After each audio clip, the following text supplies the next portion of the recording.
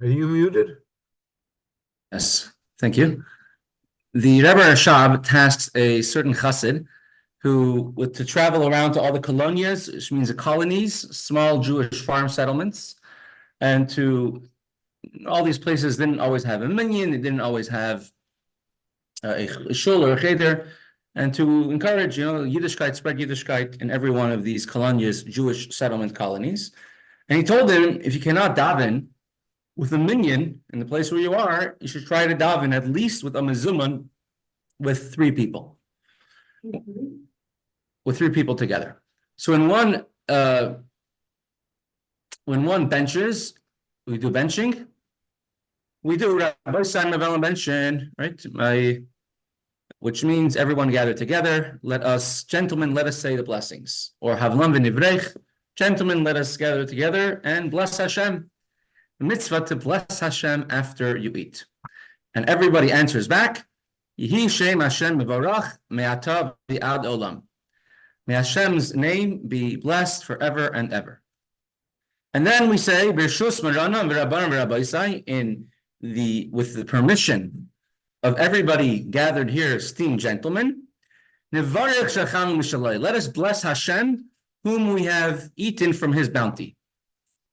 And everyone answers, Baruch Shachanu Mishalai v'tu v'chinu. Let us bless Hashem, whom we have eaten from his bounty.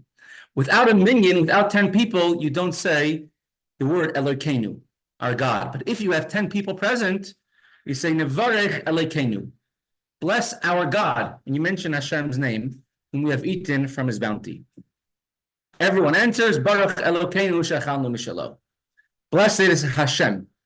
23b, if you have an art scroll, it'll be 23b3. So you need at least 10 people benching in order to say Baruch Elokeinu, blessed our God. The Gemara Mesechta Brachas, where this is based off of, actually says that there's certain other brachas and blessings that you say if you have more people, if you're benching with a crowd of 1,000 or 600,000. I don't know if that ever happened yet. It's 600,000 Jewish people together ate a meal together and benched together. But there's a special bracha, a special blessing. There is a special blessing to say when you do see 600,000 Jews together, which is Chacham Harazim. When you see 600,000 Jews together, Shem who knows the secrets, because every Jew is different. That I don't know if has ever happened yet since the Churban destruction of the Beis HaMikdash. We've definitely gotten pretty close a few times. Right after that's going to be at the and that was only about 90,000 Jews. Oh, and it wasn't even probably 85,000 Jews. There was protests in Washington with about 250,000 Jews together before the Hitmatkut in Israel. There were, I think, before the 2005, when the expulsion from Gaza, I think there were 300,000 Jewish people gathered together. Yes, there have been very large gatherings. I don't know if there's ever been 600,000 Jews together at once. And if there is, there's a special bracha blessing to make, as well as a special blessing for when you have a mezuman of that size. But generally, the halacha is, bringing up the Rambam on the screen, if 10 or more people ate together, you mention Hashem's name when you do the zimun. What is implied? That we say, let us bless our God of whose bounty we have eaten. The Rambam adds a letter lamed because the Gemara has a lamed. However, we do not add a lamed. The Shulchan Aruch brings down that the lamed is actually in Hebrew grammar, according to Diktuk, the lamed does not fit in there. So we say Baruch Elokeinu, blessed our God, not to our God, but blessed God directly. And everyone answers Baruch Elokeinu Shalchanu Mishaloi V'tu V'chayinu. And then you begin to have Birchas Hamazon, the blessing of benching. And what do you say when you receive a package and you mail which blessing? Birchas Amazon. and you don't have to see another bracha when it's not a bill. A bracha Shem is not a And when it's not a bill, you say thank God, Kerek. Right, so that is the halacha. But how do you know you need at least 10 people to mention Hashem's name by Birchas Hamazon, by a zimun, by leading the benching? And don't think it's such a small thing to lead the benching. The Chaim Sofer, Ramesh Sofer, the story of him, that he one time was at a simcha and he offered someone to lead the benching. The person says, "Yeah, I'll lead it. It's not a big deal." Chaim Sofer told him, it's a very big deal, and it says in certain svarim that it's a value of 10 gold coins you have to pay if somebody steals if someone needs a benching when someone else is supposed to do it, you have to pay him 10 gold coins. He says, "Oh, Rebbe, for sure, I'll sell the chance to lead the zimun for 10 gold coins." Chaim Sofer took out 10 gold florins and he paid him. And Chaim Sofer led the benching, led the zimun. So it's a very special thing to lead the zimun. How do you know you need at least 10 people? Says the Gemara, even the Maamar. Nevareth lelokenu, since one is required to say, let us bless Hashem. Batzir me'asara, if you have less than 10 people, lav oirach ara. It is not derech eretz. It is not proper conduct to bless Hashem with Hashem's name with less than 10 people, keeping with a dignity due to Hashem's name. Whenever we say Hashem's name in public, we should have at least 10 people there.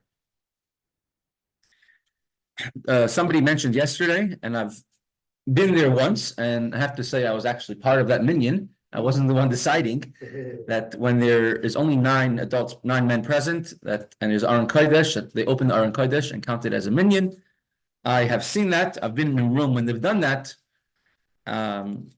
Perhaps there is sources that I'm not aware for it, but in general, it doesn't really seem to be the existent way of going. I think it may have been actually more in the deeds of the Rishonim, some people doing it. Correct. So benching needs 10 people to say Nevarach Elokim.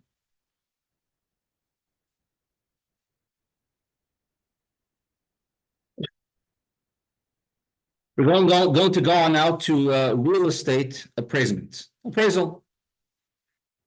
How do you appraise land? So let's go and have a look over here. Hakaka is Tisha v'Koyin. If one consecrates land to the Beis Hamikdash, you have to have it appraised by 10 people, 10 Jews, adults. One of them must be a Kohen. What is this consecration of land? I'll bring up a little bit here on the screen. Where is it? Let's take an X out of.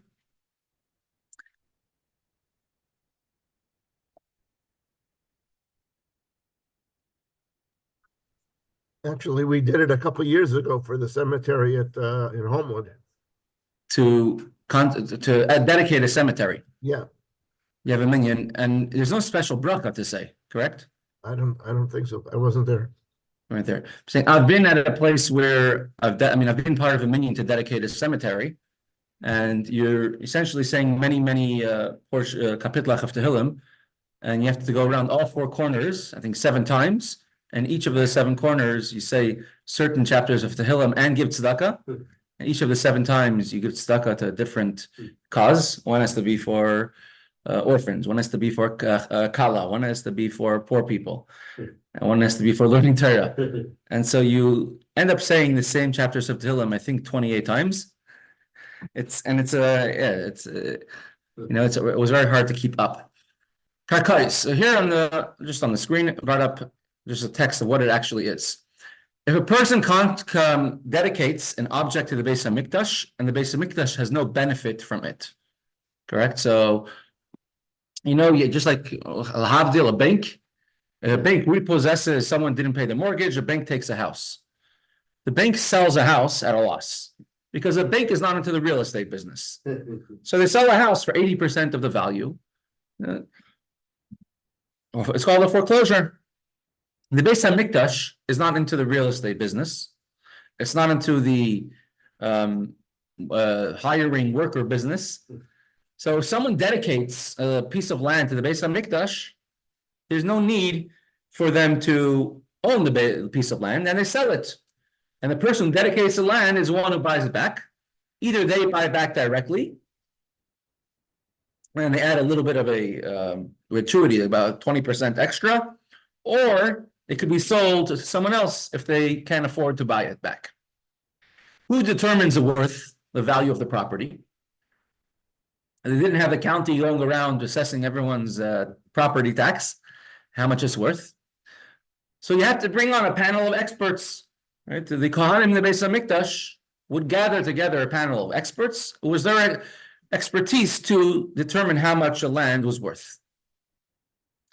Until the land is bought from the Beis HaMikdash, it is holy. No one could touch it. If you steal from it, you use something on it, you have to, you could be over a lav, you get malchus. Once it's redeemed from the Beis HaMikdash, it loses its value. If someone that says dedicated, I have a beautiful car, a Bentley, I want to dedicate it to the Beis HaMikdash. So you need 3 people to assess the value of an object. But if it's land or a person, which means a servant, then you have to have 10 people. And one of them in each of these situations, whether it's 3 people or 10 people who are assessing it, one of them have to be a Kohen. Why does one of them have to be a Kohen? Why do you need 10 people? So this, the Gemara will now explain all of that.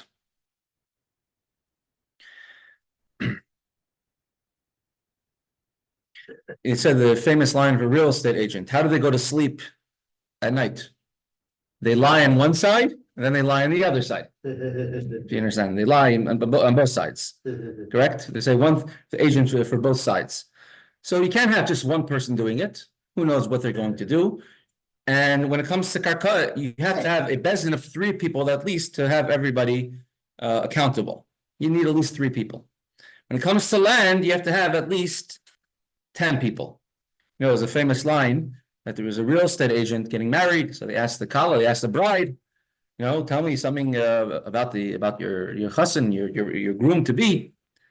And he says, look, he's such a special person. Look at the diamond ring that he sold me. Right?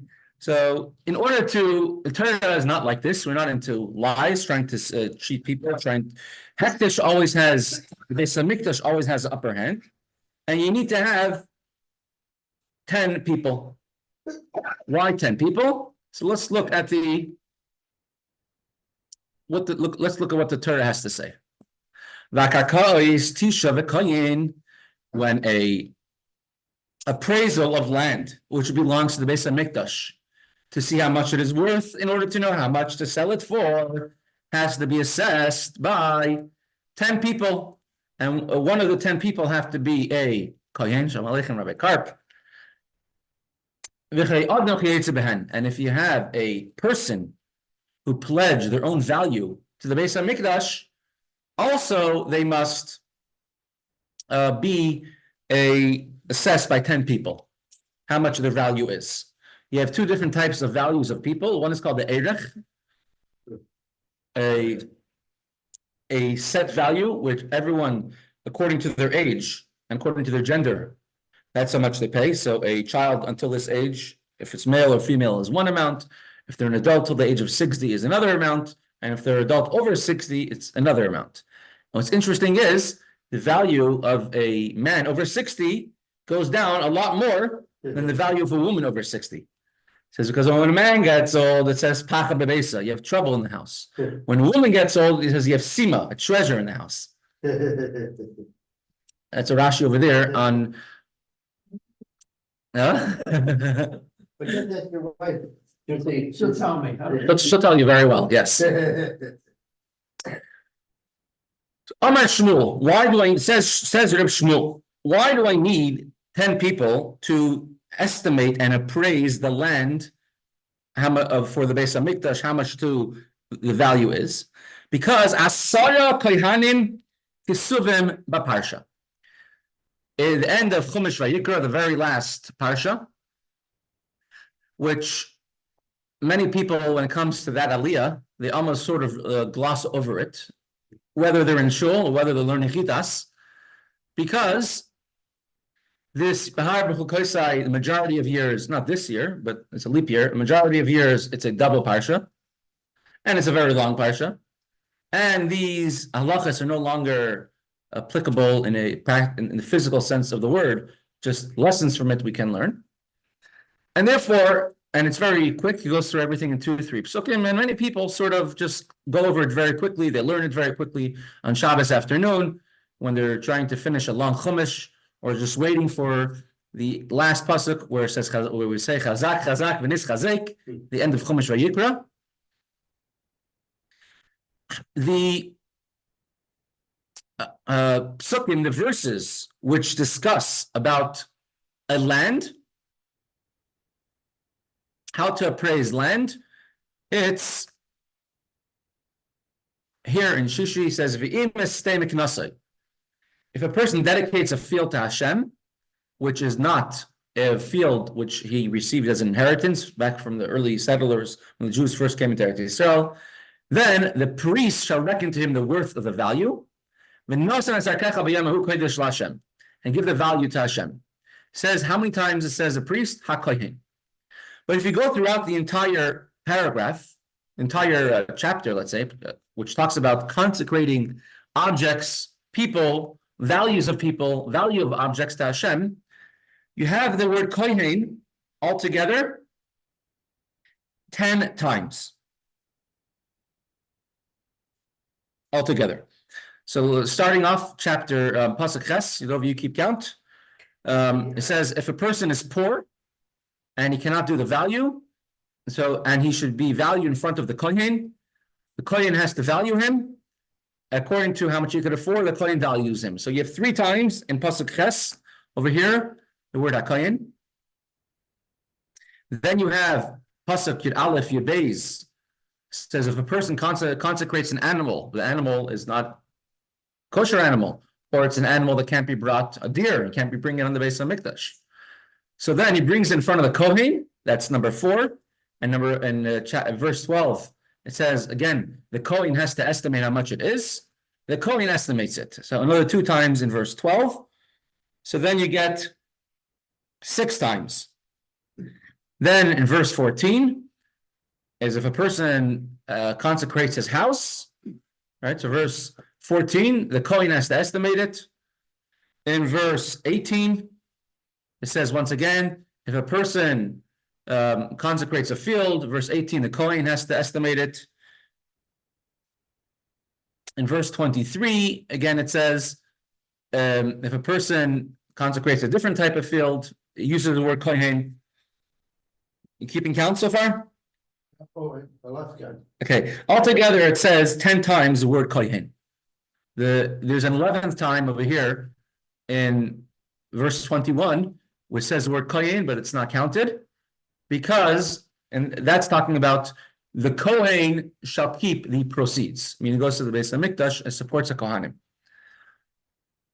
But we're talking about a Kohen estimating, uses the word Kohen 10 times. That's a Tosfos Yom Tov, which is actually my ancestor. In Tosfos Yom Tov, this is how he makes the count. And we're cousins. You don't need an 11th person, like we see many other times. Because what happens if 5 people say one value and 5 people say the other value? So you need to have a 11th person to decide. So why don't you have an 11th person?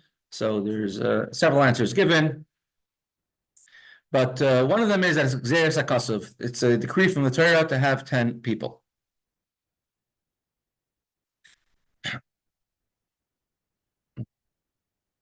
Right, and that's the gist of all the answers. That basically you need 10 people. If a Torah doesn't tell you an amount, so then you see, is it 10? Is it more? Is it less? When it comes to making a new month, a Bezdin, we have different things that we learn.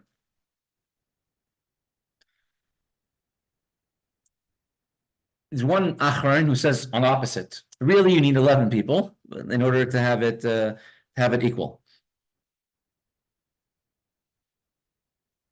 That's what you said, right? Mm-hmm.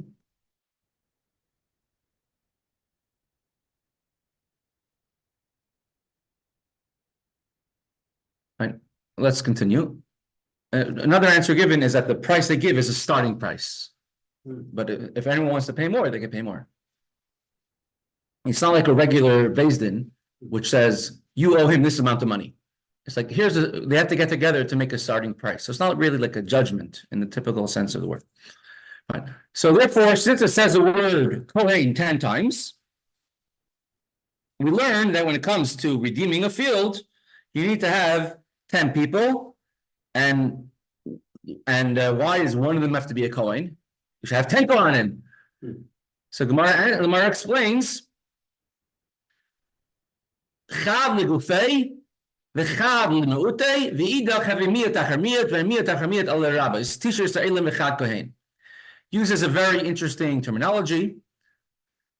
And I brought up here on the screen the original source of this. You know, it says two negatives make a positive. Yeah, in English, yeah. Right? That's probably the easiest way of visualizing this. So when you say not this, that means this and not this. When you say not this, not that, it means you come to include that thing. For example, the typical example here is this is the end of Baloscha, you're right. The end of Baloscha. It says Moshe and Aaron, Aaron and Miriam, the two of them, spoke about Moshe Rabbeinu, and spoke Lashon Hara, in the sense of the word that, why did he separate from his wife, from Tzipora? Because Hashem appeared to him. Hashem appeared to us as well. And the words used by Aaron and Miriam is Harat Ach. Only, not to Moshe, only is excluding, and Ach is also excluding. When you have one exclusion after another exclusion, it comes to include something else. So you have the word Kohen coming to exclude a non-Kohen, but non-Kohen, but then you say the word Kohen again. You already excluded non-Kohanim. So whenever you have such a thing, repetition of the word Kohen is not excluding non-Kohanim, rather it's including it. So first we know you need a Kohen. And now we know you need another person, and it says the word Kohen, that means it doesn't have to be a Kohen. And now another person, and it says the word Kohen, it means not a Kohen. So the first of the 10 mentions of the word Kohen is coming to include a Kohen, and the next 9 are coming to include someone else who will assist the Kohen.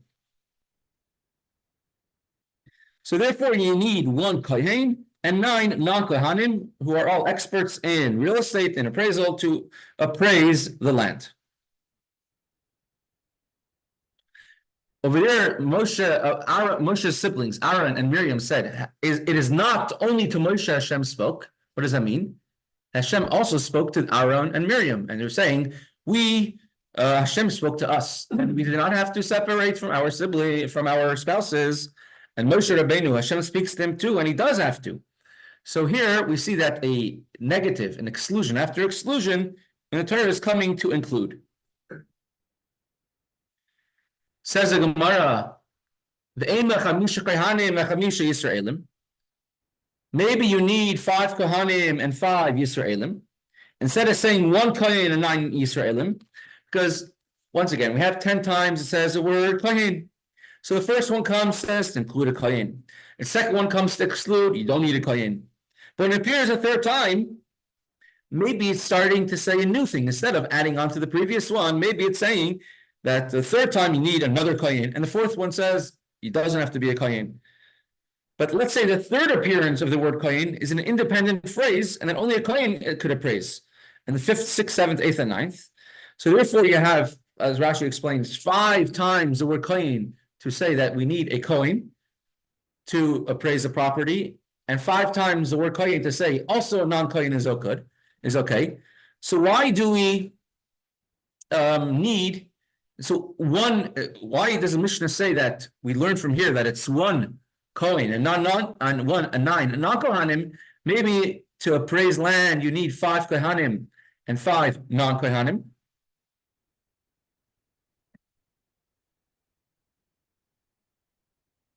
Or the whole way we know you can have a non-Kohen is from the word Kohen. So at least have equal Kohanim and non-Kohanim. And the Gemara answers off, Kasha. Indeed, it's a question. Yeah.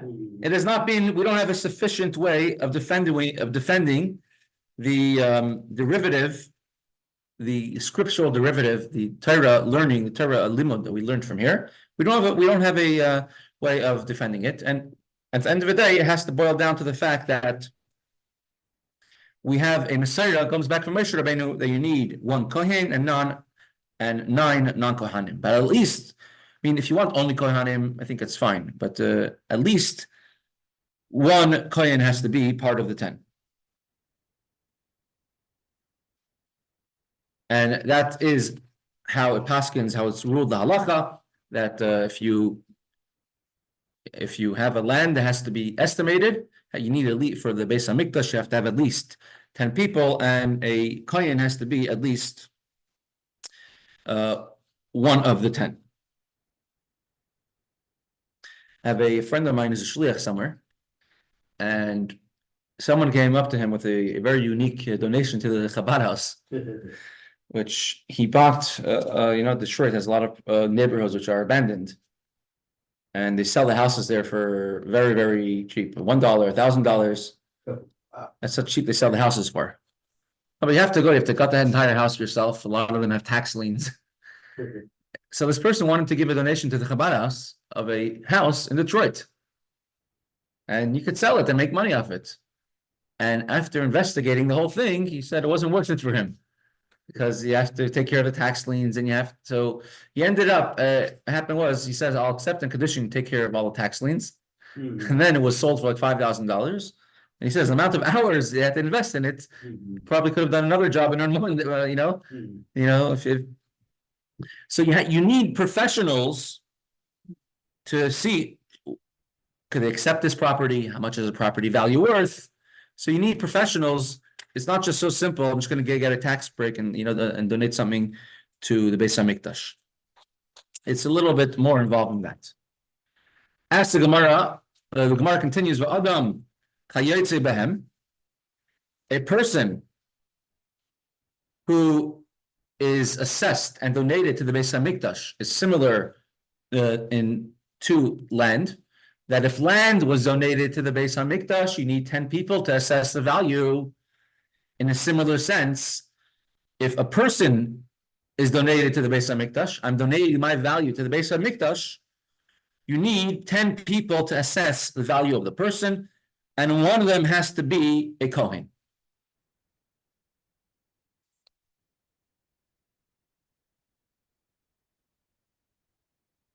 Amar Rabbi Abahu says, Rabbi Abahu, Adam mi Kaddish.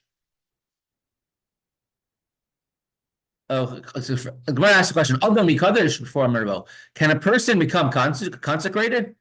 It's maybe the original human trafficking. Could he say, you belong, I become now consecrated, I am now dedicated, I'm property of the Beis HaMikdash? Could a person legally be sanctified that he should need to be appraised? And then you have to redeem him? What is it meant by our Mishnah that a person is appraised by 10 people? The person is consecrated to the Beis HaMikdash. Amar Rabbi, who says Rabbi, V'omer dami alai. If someone says my worth of my net worth, not my net worth, my worth of how much I am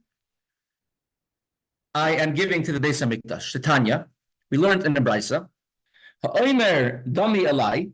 If a person says, I am consecrating I'm donating to the Beis HaMikdash my monetary value. So the actual market value, if I was to be sold on the market, how much I would be worth, and I am donating that amount to the Beis HaMikdash. Shamin oisai ke'eved. So then you assess him how much he would be sold if he would be a slave. A slave in the market, in Western societies, Baruch Hashem, slavery in the typical sense of the word is no longer existent, but it still exists in many, many places in the world. And so if somebody was sold as a slave, then what would the value be? And it depends how strong they are, what talents they are. If a person he is very smart, or is a very good singer. So if God forbid they're missing a hand, they can still sing, so their talent is still there. If a person is a very good carpenter and they lose their voice, they can still build. But the other way around, if they're missing their hand, their value goes down. And it's all assessed according to the value, how much a person would be worth if they would be sold as a slave. The Eved Iskash Lakarkais, and the halacha of a slave and the halacha of property is the same in many respects. Because in the Torah, it places the two of them together. It says it places a non-Jewish slave is legally likened to land. As it is written, you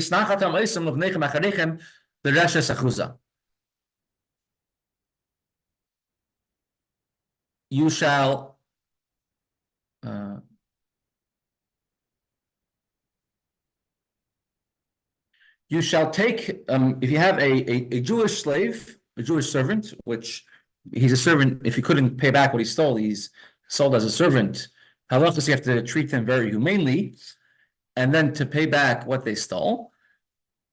But they have a time limit when they go free, either 7 years or to the Yovel, the 50th Jubilee year.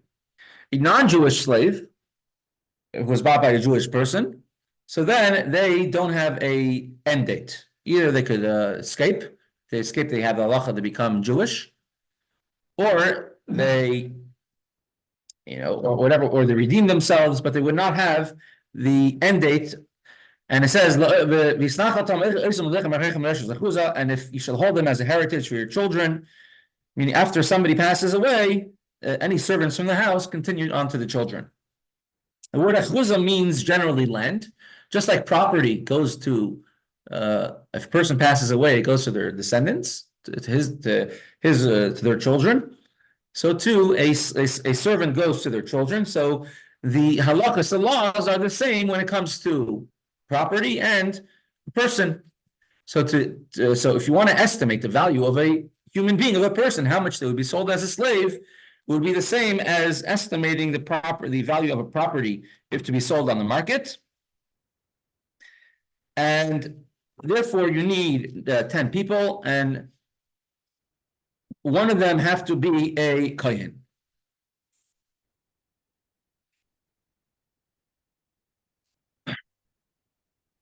So, we'll summarize a little bit over here. This is a beautiful activity page. It says Daf Yomi for kids. Torah says, I will be consecrated among the Jewish people. From there we learn that you need 10 people whenever you say Hashem's name in public. Here are some examples of things that need a minyan. One is to be a chazan. One is for the Reches Kohanim.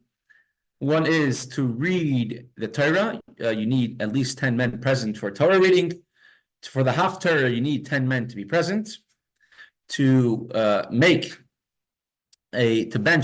and in the Zimun, in the grace after meals, to say Hashem's name, you need at least 10 people. For the Sheva Brachas, you need at least 10 people, although there is an opinion that for the very last bracha, the last blessing, you don't need a minyan. The Asher Bara Sasan V'Simcha. The other blessings, you do need a minyan. So if, for example, you got married without a minyan, could the marriage still be valid? And it seems halachically it still could be valid, but you cannot make the Sheva Brachas. We know the story of the Rebbe's father, that one time he received a knock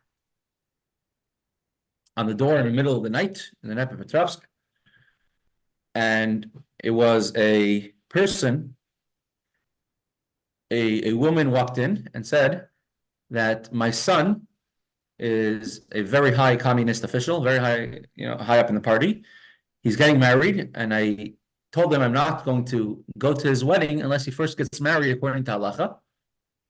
And my son agreed, but he said the only one who could do it, the only person I trust to do it, he said it'll be very dangerous for it to be found out that I got married in a Jewish way, in a halachic way, and not just I'll lose my position in the party, but I'll lose my freedom as well, and I'll be having a Arctic vacation long term.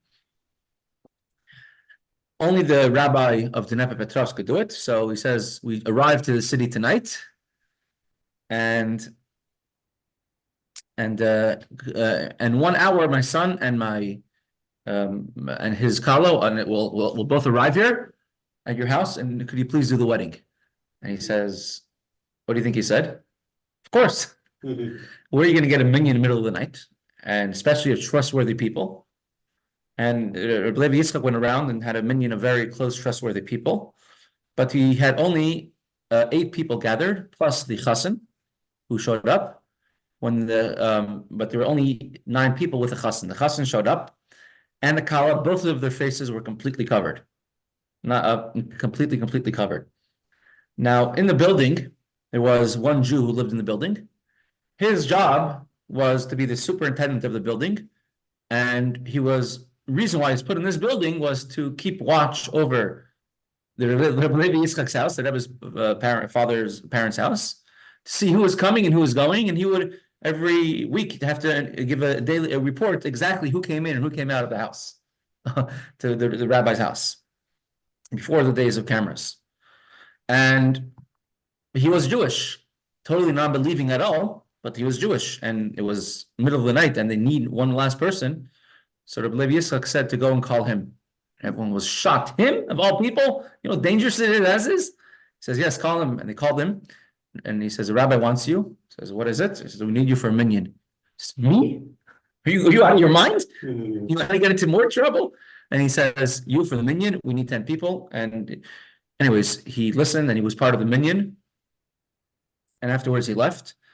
And after that event, 2 of the people who were at this minion came over to Rebbe Zanchana, the Rebbe's mother, and they took out their membership cards to the party, Communist Party, because that was the only way you're allowed to have any type of job whatsoever in Russia. And they told him, these cards are not ours; they belong to you, because this is not our party. A real party is a party of Schneerson. That's our real party. So, but what it does say is that actually, if you did not have a minion at your wedding, you have 3 people, it's already could be considered to be a valid wedding. And you'd say just the last of the Sheva Brachas. When you get a minion together, then you do all Sheva Brachas, all 7 blessings together. All right. We're going to conclude, because tomorrow will be a Shiur by Rabbi Darren and Meir Hashem. Everyone here, everyone on Zoom, let's have a little quiz on this daf. How many aliyahs do we have in Yom Kippur? 5, 6, 7, machlokas. You have 6. Try again. 7.